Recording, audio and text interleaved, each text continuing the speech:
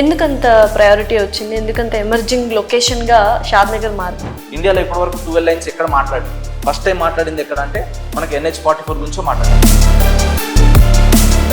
షాద్నగర్ ఇప్పుడు one of the best and first priority ఎవరైనా invest చేయాలి అనుకుంటే 13 రాష్ట్రాలు 3 ఇంటర్నేషనల్ ఎయిర్పోర్ట్లను కలుపుతున్న ఇండియాలో అతిపెద్ద హైవే.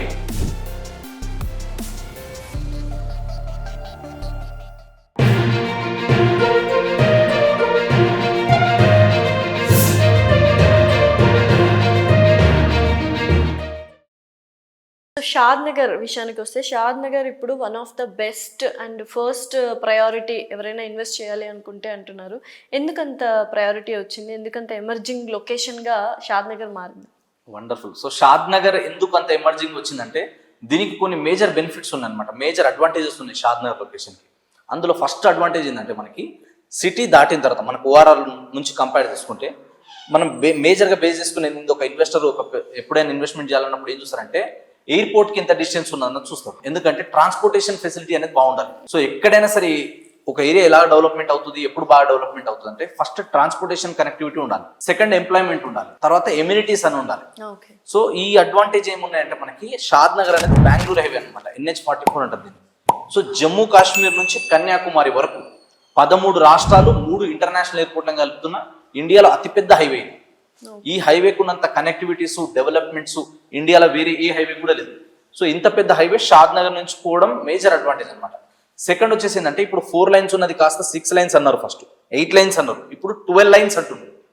సో ఈ రోడ్కి ఏంటంటే రానున్న రోజుల్లో ఇంకా కూడా ట్రాఫిక్ అనేది పెరగబోతుంది, అంటే ట్రాన్స్పోర్టేషన్ ఇంకా స్పీడప్ అవుతుంది. కాబట్టి ఇబ్బందులు లేకుండా 12 లైన్స్ ఎక్స్పాన్షన్ చేయాలి.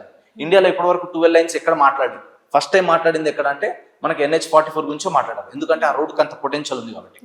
దీని తర్వాత నెక్స్ట్ ఏముందంటే ఎయిర్పోర్ట్, మనకి Rajiv Gandhi international airport. So airport ఇంతకు ముందు ఎక్కడ ఉండే, మనకి డొమెస్టిక్ ఎయిర్పోర్ట్ బేగంపేటలో ఉండే. ఇక్కడ నుంచి ఎయిర్పోర్ట్ తీసేస్తారంటే జనాలు ఏమన్నారు, పోయి అడవిలో ఎయిర్పోర్ట్ వేస్తారా, అక్కడ పోయి ఎవరు ఉంటారు, ఆడికని ఎవరు పోతారు అన్నారు. కానీ ఇలా ఎయిర్పోర్ట్ వచ్చిన తర్వాత ఏమైందంటే లక్షల మందికి డైరెక్ట్ ఇండైరెక్ట్ ఎంప్లాయ్మెంట్ పెరిగిపోయింది. ఇప్పుడు ఎయిర్పోర్ట్ నుంచి మనం వరల్డ్ వైడ్ గా ఎక్కడికైనా ట్రావెల్ చేయగలుగుతున్నాం. ఇంటర్నేషనల్ ఎయిర్పోర్ట్ సర్వీస్ లో నెంబర్ 1 ప్లేస్ లో ఉంది ఇలా మనకి Rajiv Gandhi international airport. Greenery maintenance చేయడంలో ఫస్ట్ ప్లేస్ లో ఉంది. సో రానున్న రోజుల్లో ఇంకా ఇది రోజుకి పెరగబోతుంది అనమాట. దీని తర్వాత నెక్స్ట్ వచ్చేసి ఏంటంటే మనకి ఈ ఎయిర్పోర్ట్ వచ్చేసి 5,400 ఎకరాలు ఉంది. 5,400 ఎకరాలు ఉంది. దీని వరకు ఇప్పుడు ఎయిర్పోర్ట్ వరకు అంతా కూడా మెట్రో అనేది ఎక్స్పాన్షన్ అవుతుంది. సో రోడ్వే ఉంది, రైల్వే ఉంది. రైల్వే చూసుకుంటే మనకి ఇంకోటి ఏంటంటే MMTS up to Mahbubnagar వరకు మనకి వెళ్తుంది అనమాట. సో మహబూబ్ నగర్ వరకు మనకి ఇదంతా కూడా ఆల్రెడీ డబుల్ ట్రాక్ కంప్లీట్ అయిపోవడం ఇది ఒక అడ్వాంటేజ్. సో ఇప్పుడు తిరుపతి, చెన్నై, బెంగళూరు వెళ్ళే ప్రతి ట్రైన్ కూడా మనకి షాద్నగర్ మీద నుంచి పోతుంది. అండ్ షాద్నగర్ ఏంటంటే మనకి మేజర్ గా ప్రతి ట్రైన్స్ కూడా ఖచ్చితంగా ఆగుతాయి.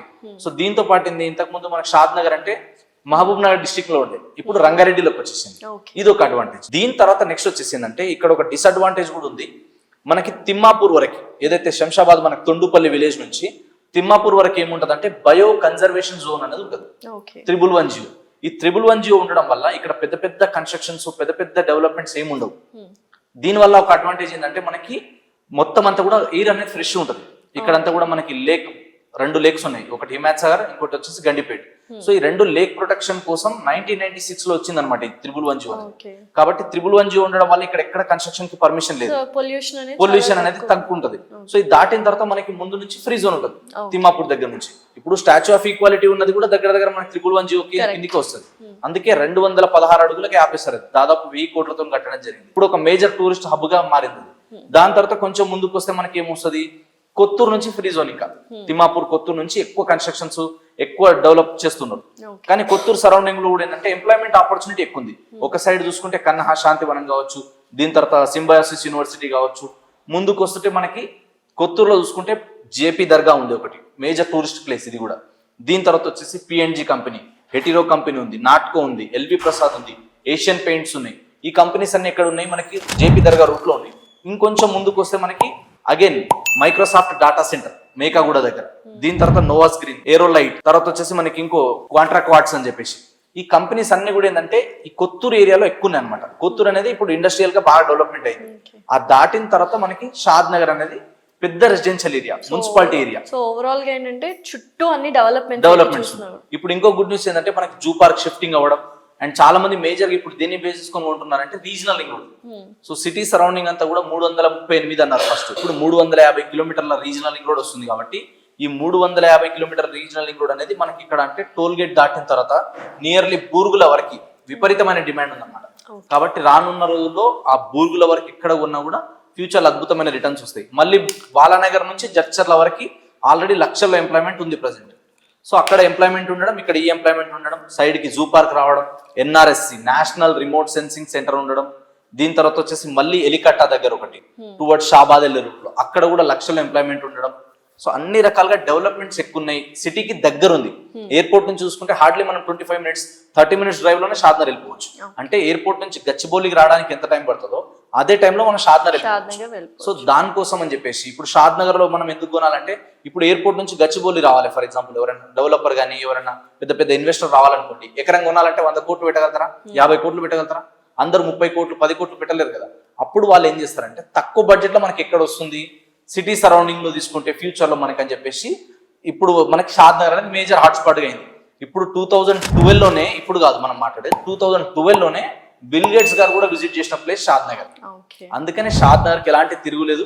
సో షాద్నగర్ అనేది ఎందుకు ఇంత ఎమర్జ్ అయిందంటే రీజన్ అక్కడ ఉన్న డెవలప్మెంట్స్, అక్కడ ఉన్న కనెక్టివిటీస్, సిటీకి దగ్గర ఉండడం, ఇవన్నీ ఉన్నాయి కాబట్టి షాద్నగర్ అనేది ఫస్ట్ ప్లేస్ లో ఉంది అలా.